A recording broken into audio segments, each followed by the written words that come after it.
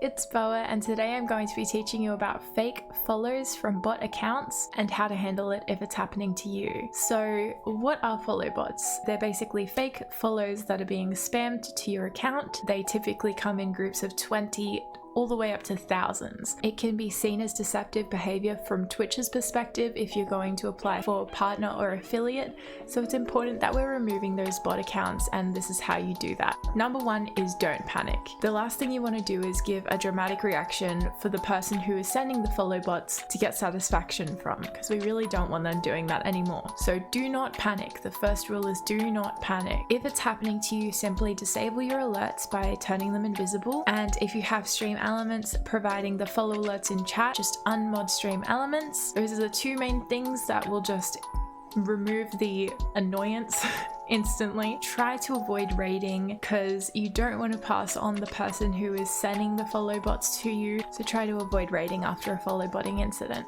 After your stream, there's a very simple way to remove those follow bots. So you want to head over to the CommanderRoot website. I will have it linked in the description below, and just simply log in via your Twitch. It will load your followers and click the remove known bot accounts. That's all you need to do. You do not want to remove all your follows. Avoid that button at all costs. It's that right there. Don't.